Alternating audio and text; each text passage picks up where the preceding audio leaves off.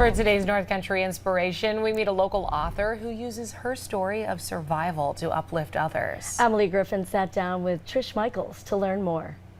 The sorry monster lives inside your head, not in your closet or under your bed. Trish Michaels is an author and artist in Lowville. He wreaks so much havoc, making you say, I'm sorry, I'm sorry, I'm sorry, all day. Her books are inspired by her life as she and her 3 children escaped a difficult situation and navigated the fear and guilt that came with it. And the bigger he is, the more he's in charge. I've written 4 books, 3 of which have been published. The 3 that have been published were all written for my children during the course of my abusive relationship. The Sorry Monster is about dissecting why we feel sorry all the time and better ways to take responsibility. Turns out he was never a monster at all.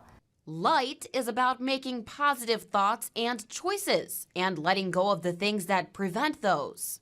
It's been very powerful for anyone who is currently engaged in a toxic relationship. And Find Your Happy, well, you can probably guess that one. Aside from an abusive relationship, Trish is a 3-time cancer survivor, so finding her happy hasn't always been easy. It's a weird thing that cancer does, is it puts your mortality right in front of your face.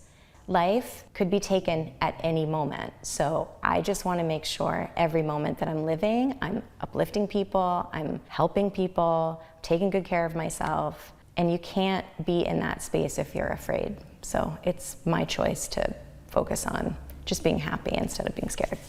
She says these children's books aren't just for children. They're for anyone who needs to hear that things will be okay despite the circumstances. Emily Griffin, 7 News.